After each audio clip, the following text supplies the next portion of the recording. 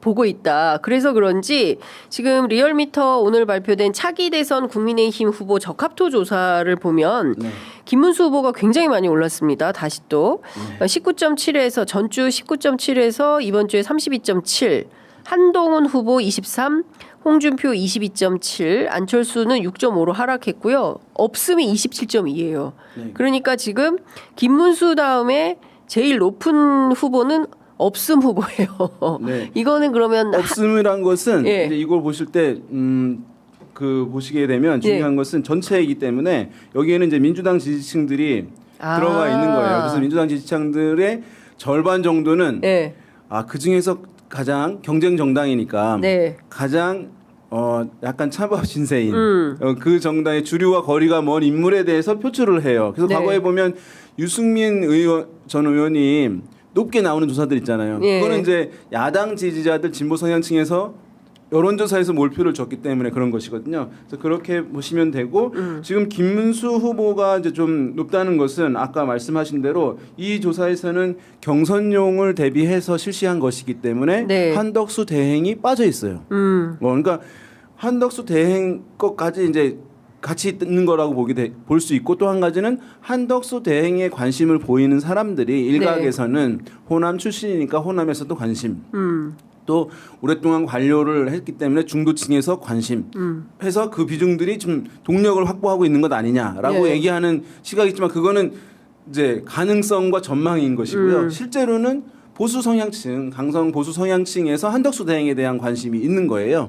그래서 지금 이제 김문수 후보에 지금 올라가 있는 부분에서 같이 사실 포진돼 있는 부분이고 여기서 이제 국민의힘 후보들이 한덕수 대행에 얼마나 이제 적극적으로 난 함께하겠다 네. 또 넘어서 다른 이제 주자들과 함께하겠다라고 하는 것을 어필을 하느냐 여부가 지금 4인에서 2인 된 컷오프 되는 과정에서 가장 중요한 문제라고 볼 수가 있을 것 같습니다. 그렇군요.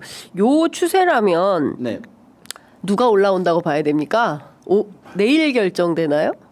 그렇죠. 이번 주 결정이 되는데. 예. 1일인가요? 예. 아니 제가 날짜 정확하게 30일, 작가님 좀 30일. 찾아봐. 30일. 예. 이번 주에 나는 잠깐 것인데. 찾아봐 주시고요. 예. 아까 이제 말씀드린 대로 원래 이제 김문수 후보가 굉장히 확실하다라고 하는 시각들이 있었는데 네. 지금 한동훈, 홍준표 꺾이지 않고 있고 조금씩 오르고 있는 그런 상황이어서 네. 지금 김문수 후보가 확정적이라고 단정하기는 어려운 상황이라고 좀 보이고 한동훈 후보가 의외로 올라갈 수 있는 것 아니냐라고 하는 시각 이제 있는 상황이에요. 그렇군요. 다만 아까 말씀드린 대로 이 지난번과 다르게 50%의 이 당원들 네. 과연 이제 어떤 전략적 선택을 보일 것이냐 네. 이 부분인데 그래서 지금 3명의 후보 4명 뭐 안철수 후보를 빼고는 다 한덕수 대행과 적극적으로 하겠다. 네. 그렇게 하지 않으면 완전히 이제 당원들에게 비토를 당하는 것이니까 그런 면에서 봤을 때는 예. 한동훈 가능성 상당히 사실 한동훈 가능성 최근에 높아지고 있다고 그렇군요. 이제 보고 있습니다. 예. 그러면 댓글창에서 알려주셨습니다. 고맙습니다. 2차 경선 내일 발표하네요. 내일 이렇게 알려주셨는데 네. 내일 그러면 김문수 한동훈 이렇게 올라갈 가능성이 높다. 이렇게 보십니까? 아까 제가 이제 홍준표 한동훈 김문수는 하락세였고 네. 한동훈 홍준표 한동훈 홍준표 가능성도 상당히 높아졌다고 이제 말씀을 드린 건데 네. 제가 뭐 그게 이제 어려운 부분이긴 한데요. 여론조사만 가지고 조사만 가지고 봤을 때는 지금 이게 이제 ARS이잖아요. 예. 지난번에 이제 안철수 의원이 올라간 이유 맞아요. 전화조사로 사람 면접원이 하는 전화조사로 실시되었기 때문이거든요. 그러니까 사실은 ARS 조사로 됐다면 안철수 의원이 떨어지고 나경원 의원이 올라갔을 거예요. 아하. 왜냐하면 ARS 조사에서는 무당층 비율이라는 것은 매우 적어요. 예. 왜냐하면 무당층에서는 안철수 의원이 대폭적으로 높거든요.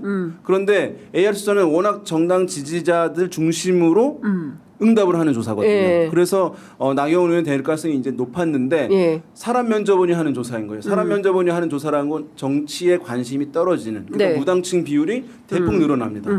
그러니까 안철수 의원은 상당히 그 조사 방식의 혜택을 받은 겁니다. 그렇게 이제 이해하시면 되고 지금도 이것도 이제 ARS 조사긴 하지만 실제 경선은 전화 면접으로 치러지는 것이니까 예. 여기서 지금 김문수 후보가 상당히 높게 나온 상황이잖아요. 지금 ARS에서. 그렇죠. 그렇지만 실제 다른 전화조사들에서는 한동훈, 홍준표와 차이가 그렇죠. 사실은 없는 그런 상황이고 맞아요. 추세로 보자면 다른 두 사람은 올라가는 추세고 김문수는 떨어지는 추세인 상황입니다. 네. 결국 남은 것은 이제 당원인 것인데 네. 당원들의 이제 전략적인 판단 참 알 수 없는 부분이긴 한데 두 가지 이제 가설이 가능한데 뭐냐면은 당원들은 국민의힘 지지자들보다 더 강성이다, 네. 더 강성 보수다. 그러면 이제 보수의 어쨌든 좀 자존심을 나름 지켜왔다고 하는 김문수 후보 등을 선호하는 흐름이 강화될 것이라고 보는 전망이 하나 있고요. 네. 그렇지만 당원들은 아까 말씀드린 대로 결국 본선에서 승리할 후보, 확장성이 있는 인물 예. 대선이기 때문에 그런 전략적 판단을 가장 잘하는 사람들이 당원들이기 때문에 한동훈으로의 쏠림 현상들이 당원들 네. 보여줄 가능성이 있다라고 하는 두 시각이 좀 충돌하는 부분 있습니다. 네, 그렇군요. 근데 그 재밌게 봐야 될 대목은 갤럽 조사에서는 네. 한동훈 8, 그렇죠. 1위를 찍었어요. 그다음에 홍준표 7, 한덕수 6, 김문수 6 이렇게 네, 떨어지고 있습니다. 전화조사에서는 오히려 네. 김문수 후보가 3인 중에서 제일 낮은 맞아요. 조사들이 많이 나오고 있어요. 예. 근데 방식은 전화조사 방식으로 실시된다는 거예요. 그러니까 전화조사라고 하는 것은 중도층, 무당층들이 예. 많이 잡히는 조사예요. 국민의힘이 그러니까 전화조사로 하는 건가요? 하는 거죠. 예, 예. 지금 상황이. 저도 처음에 ARS가 ARS였는데 전화조사. 그러면서 이제 나경원 대신 안철수가 올라간 이유는 것은 그 방식의 이제 혜택이다라고 그렇죠. 보이는데 그런데 이제 이번에는 당원들이 들어간다는 것이 이제 1차와 다른 점. 그러면은 이번에는 한동훈, 홍준표 가능성이 좀 높아 보인다.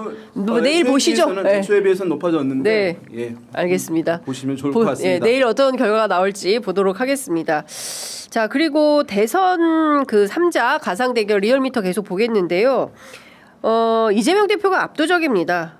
누구를 갖다 대더라도 이재명 후보가 50%를 상회하는데 그 중에서 보면 안철수 후보와의 경쟁력이 제일 높네요. 51.9. 김문수 후보는 23.3, 한동훈 16.8, 홍준표 21.9 이렇게 차이가 나는데 이 대결은 어떻게 봐야 되겠습니까? 이 조사는 이제 어떤 분들이 이렇게 얘기합니다. 이제 그 이재명 후보가 40%대 높은 건 알겠는데, 네. 40%막 중반도 나오고 그러거든요. 네. 그러면 아직 50이 안 됐다. 50을 안 넣으면 불확실한 거 거기에 이제 고정돼 있는 것이니까 네. 다른 후보들 진영에 있는 사람들 다 합치면은 그거 이상이 될 수 있으니까. 근데 여론조사에서는 모른 무응답이 있어요. 선거에서는 모른 무응답이 없어요. 그쵸. 우리 일부 무효표가 있을 뿐이죠. 예. 근데 그걸 제외하게 되면 모든 후보들의 지지율이 득표율로 환산하면 올라가요. 그러니까 사실은 막 40% 중반대는 건 50% 근접하는 것이고 40% 네. 후반대는 50%를 넘어가는 거예요. 예. 그러니까 그런 측면이 하나 있겠고 또 한 가지 지금 굉장히 중요한 문제는 뭐냐 하면 네.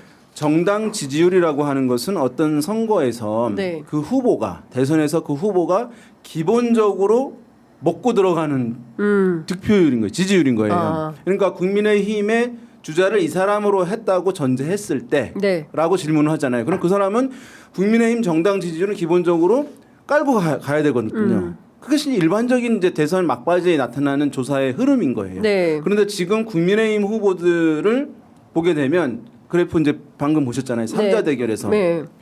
정당 지지율은 30% 중반대 나오는데 개인 후보들이다. 후보 지지율은 이제 뭐 20% 네. 또 안 되기도 하고 이런 거예요. 그렇습니다. 이건 매우 심각한 문제예요. 이 얘기 뭐냐 하면 국민의힘 지지자들조차도 네. 어떤 후보는 내가 비토를 한다는 거예요. 이게 지금 한 달밖에 남지 않은 현상에서 매우 강하게 남아 있는 거예요. 예. 그러니까 누가 되더라도 우리는 그 사람한테 안 찍어. 되는 사람한테 할 거다라고 하는 기류가 만들어져야 되잖아요. 예. 지금 그게 안 되고 있는 거예요. 그러니까 후보들도 찬탄 반탄 나뉘어져 있지만 네. 그 국민의힘 지지자들도 예. 나뉘어져 있는 거예요. 참 그것이 찬탄 반탄일 수도 있겠지만 뭐 보수의 정통성 네. 아니면 이제 확장성 네. 뭐 이런 판단 기준이 갈려 있는 것이거든요. 이거 모아지지 않으면 네. 이것도 안 되는데 빅텐트를 어떻게 합니까? 그러니까요.